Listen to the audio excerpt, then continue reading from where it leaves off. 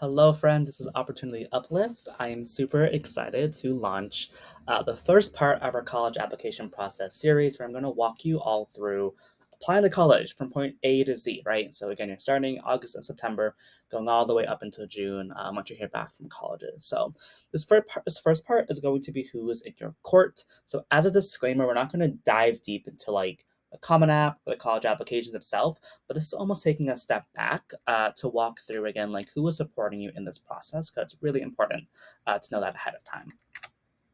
As I said, who is in your court is the people and the resources that are going to help you get through the college application process. I see these in six main categories of support. So the first one is folks you can go to about college advice and just like future planning as you're thinking about life after high school. Who you're going to go to for letters of recommendation, which is really key because almost all applications will require this. Who are you going to go to get feedback on your essays? So that's your personal statement as well as your supplements. Who are you going to go to get general college application support? So the nitty bitty parts of, maybe it's the FAFSA, maybe it is making a Common App, maybe it is filling out your extracurriculars. So all these small things that you may need support on. Fifth is financial aid, which is really important because you got to pay for college. And then lastly, who do you go to just to have fun and relieve your stress? As the process it can be heavy, it can be a lot. So it's good to know who you can really lean on when you are in times of stress as you're applying to college, whether that be early decision or a regular decision. So, starting with part one, kind of about college advice and future planning. So, these are going to be folks who have lived experiences with the college process. So, they've applied to college. They maybe also have been through the higher education journey, like they've graduated, they have a bachelor's or maybe a graduate degree, and they can provide some insights into that process, into that, and like what they've done in college.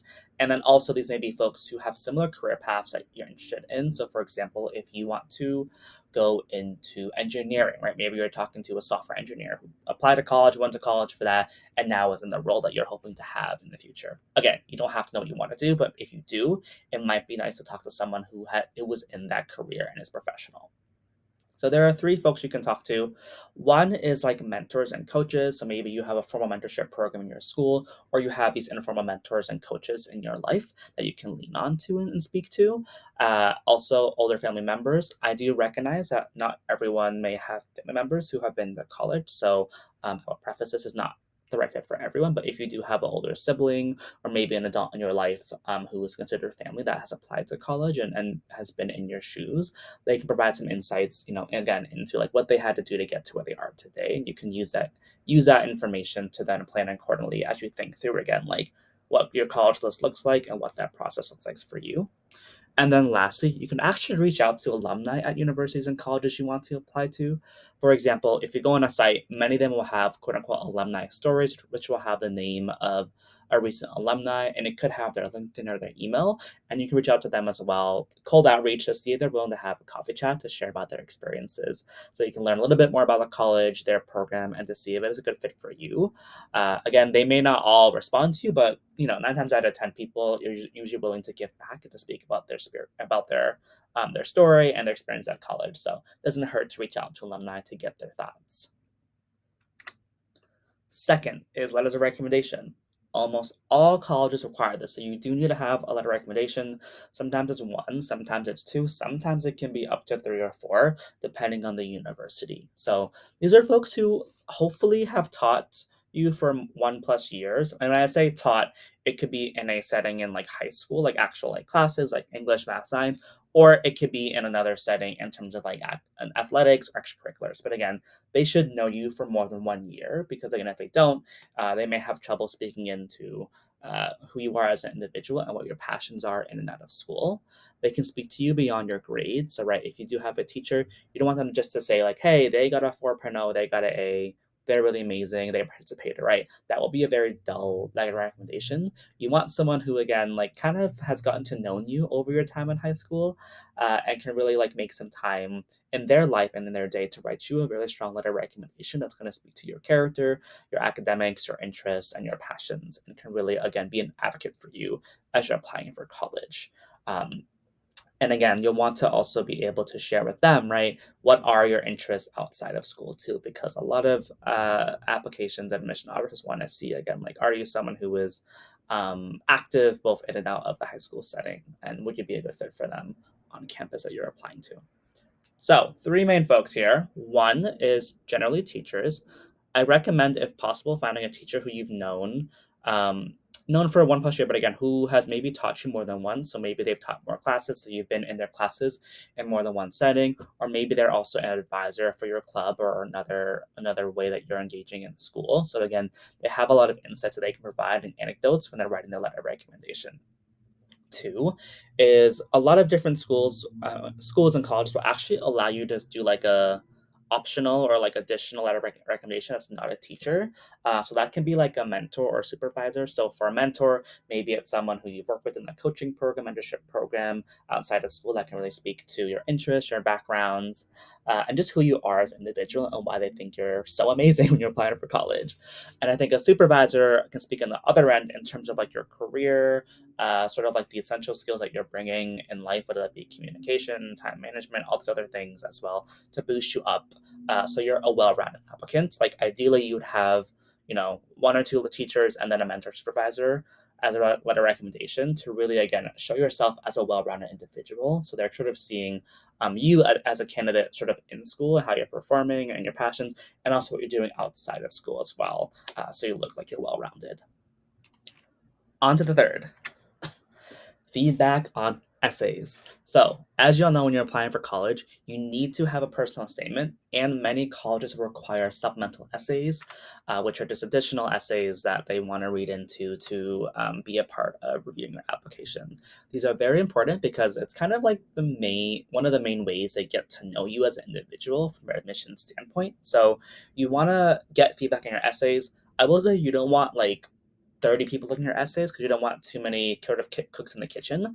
So you want a few handful, again, that are going to be able to give you really strong, I think, feedback and advice on how to structure and how to sort of do different drafts of your personal statements, as well as maybe even your supplemental essays. So these folks should be people who are kind of like experts that have a good eye for grammar, which is important because bad grammar can tend to be a turnoff for admission officers.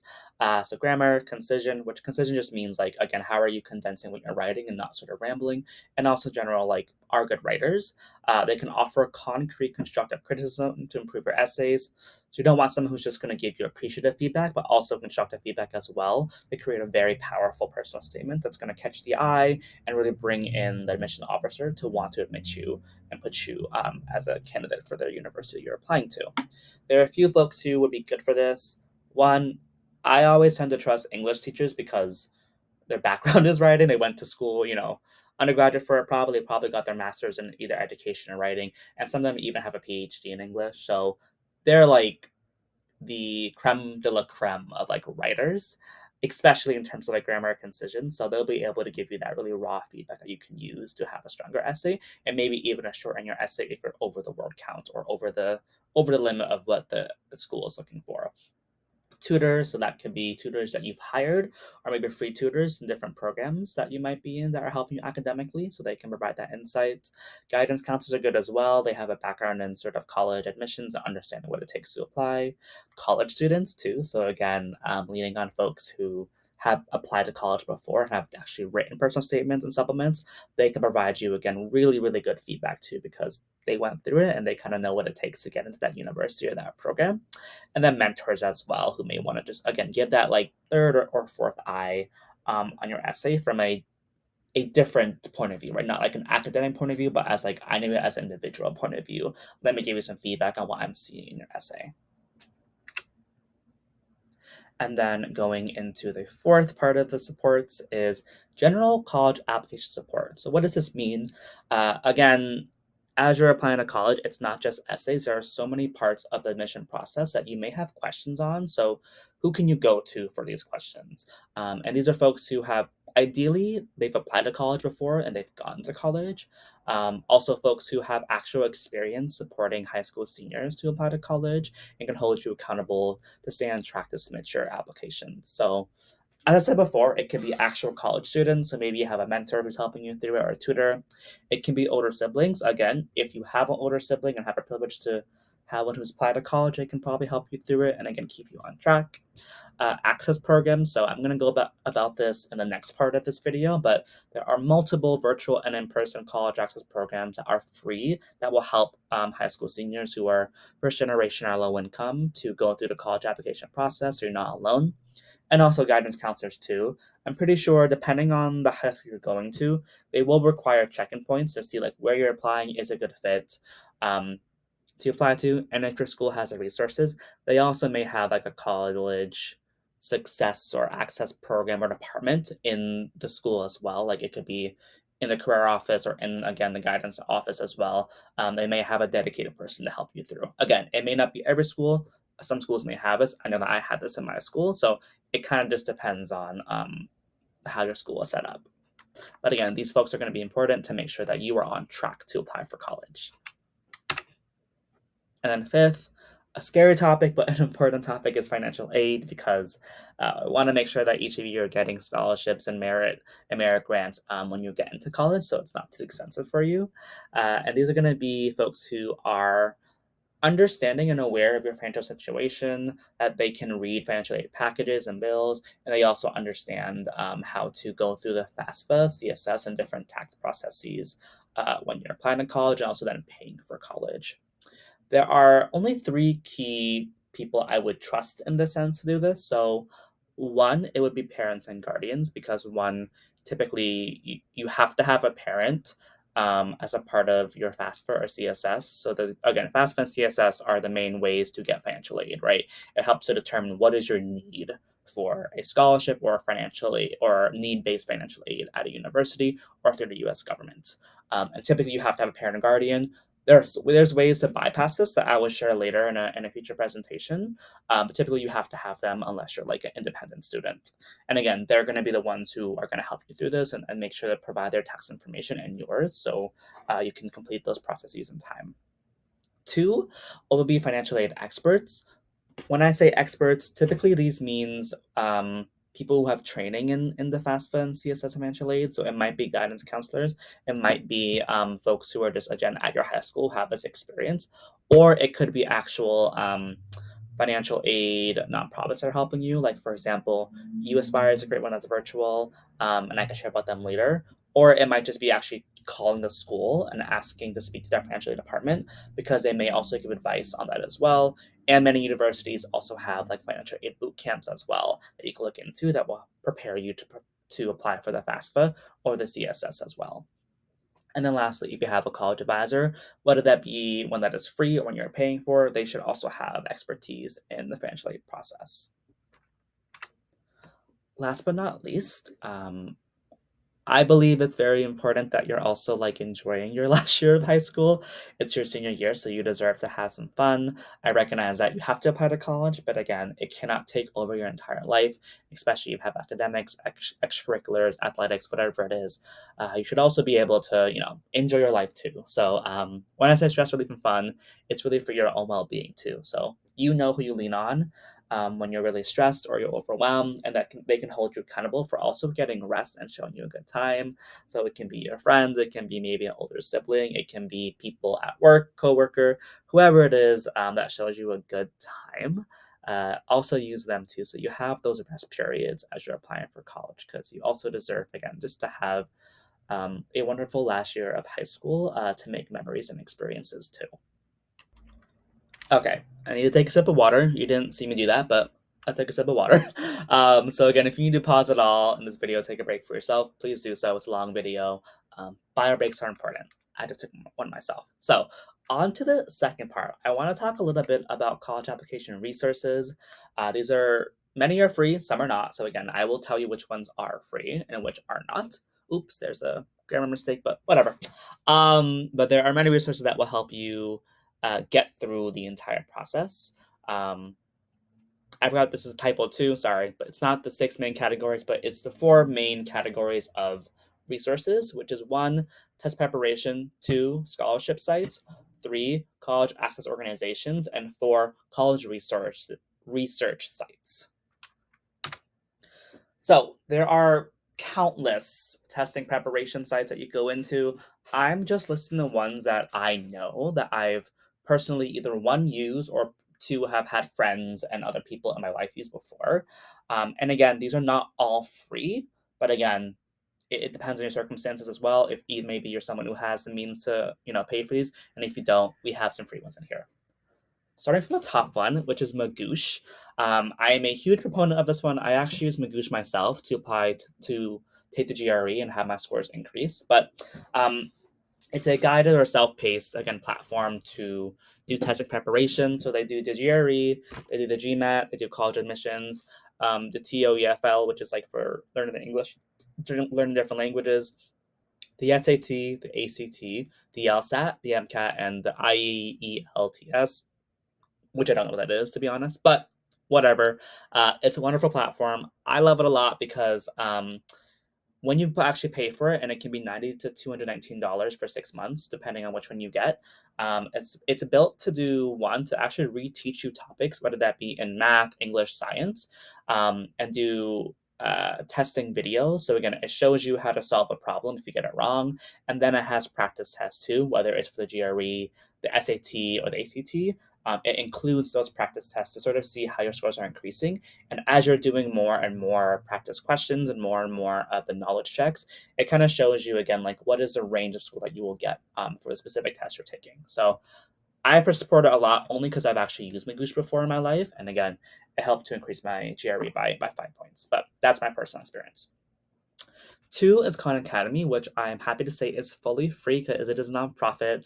I'm a huge supporter of them. I used them myself when I was studying for the SAT back in high school, which is a while ago.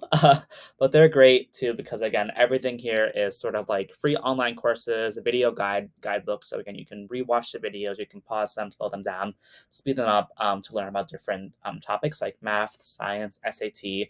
Also, additional enrichment courses like microeconomics, AP courses, or like Python or coding courses. So there's a bunch on the platform, and again, it's completely free for students to use. So I would highly recommend using them if you don't want to pay for a tutoring service.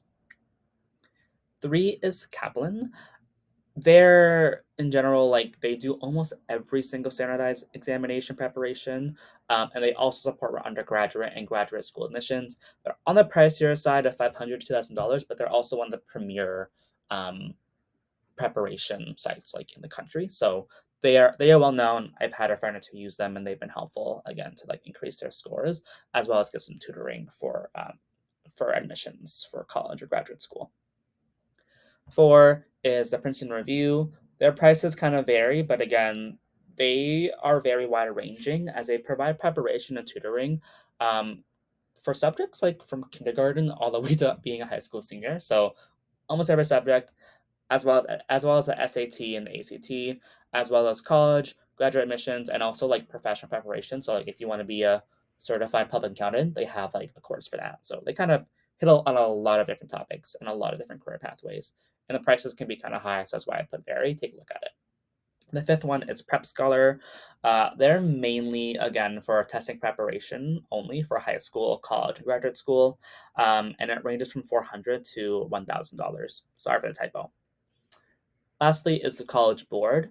If you have ever taken the SAT or have taken the AP exams for like, I don't know, like calculus, US history, they actually administer both of these, right? So the AP exams and SAT, they administer it. So they actually offer right now a lot of free sort of like testing practice tests on their website for the SAT if you ever wanted to do that. As well as they have a site on their website called Big Future, which is sort of like college admission sort of resources and preparation that again is free for students to use. So third is scholarship site. So I'm sure for many students, it's really important for y'all to find ways to pay for college. It was for me as well when I was applying for college. So I used almost all these sites to apply to almost, I think I applied to almost 20 to 40 scholarships when I was a high school senior, which was kind of insane, but that's what I did. And I did what I had to do to afford college. So each person takes their own, approach on this. But these are just a few sites. There are much more out there, but these are ones that I have personally used and can vouch for. So one is Scholarship America.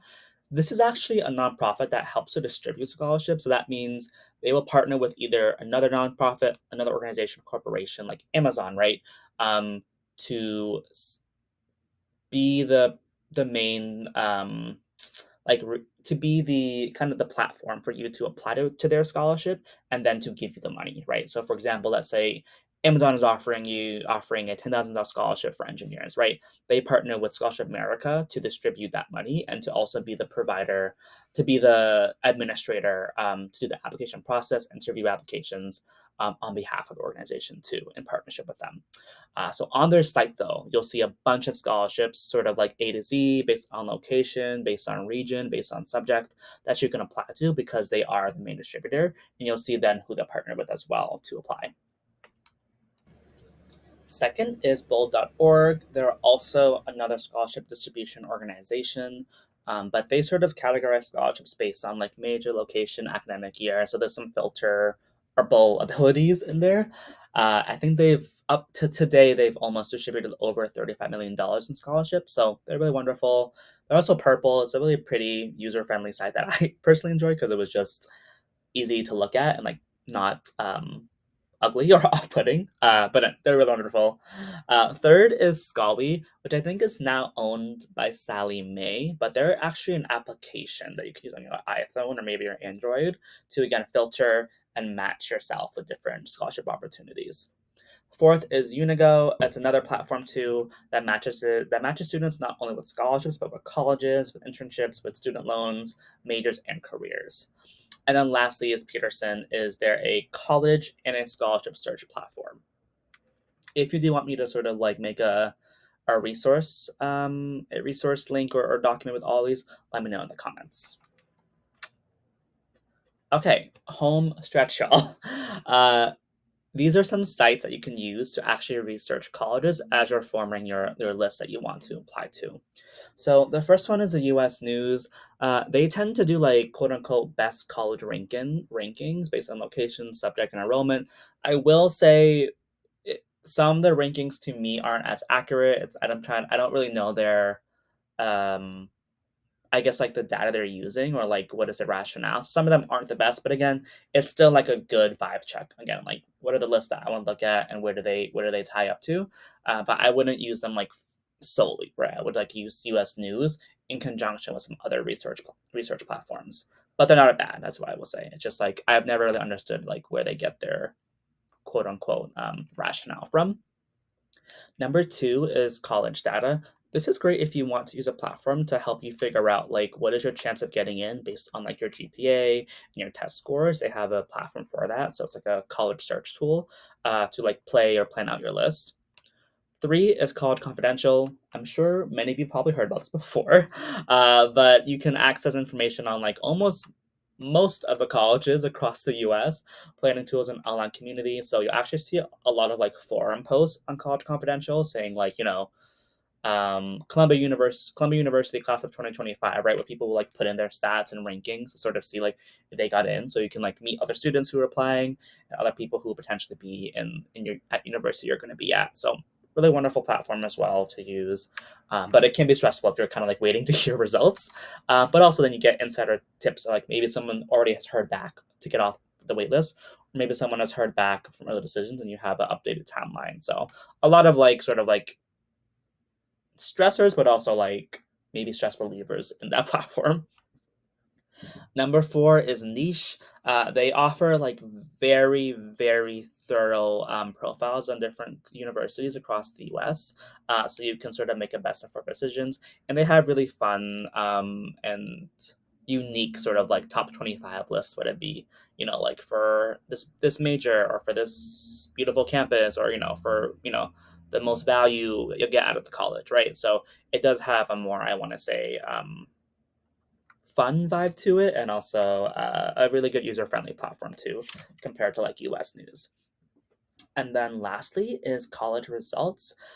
This is not so much like a website, but more like an interactive tool. So you can learn about different universities across the country, mainly for your universities. So it's really interesting. It's offered by the Ed Trust, and they created it, but it's a fun platform that sort of like you, policymakers, or your parents, or anybody else can use to learn about colleges across the United States. So we have finished with this part one of who was in your court when doing the college application process. I know it's important for people to have next steps sometimes, so you don't have to do this, but these are my next steps. Again, the typo. Sorry, I have a lot of typos in this one. But one is create your list, right? Who was in your support system list that I walked through, right? Who was in the college application support, the financial aid, who are you going through the fund? Create that list so you can go back to it to know who to go to as you start this process. Two, I list a lot of different resources. So again, if you do want a document that has like the hyperlinks, let me know in the comments and I can create that for y'all. But dig into the resources, right? Go into them and figure out which ones you actually want to use and capitalize on as you're creating your college list, writing your essays, and going forward. Three, I would love, love, love if you would follow me at Opportunity Uplift on YouTube, Instagram, TikTok, and all my channels as well. I would really appreciate your support, but again, don't have to. And then lastly, if you have any questions that came up throughout this presentation and this video, please feel free to put them in the comments, or you can DM me individually on Instagram or TikTok, and I can try to answer it for you as well. But if it's in the comments, it's more helpful because then if you have that question, my assumption is somebody else will have that question too, and I can answer it directly. Thanks so much for tuning in, and again, follow and subscribe for more videos.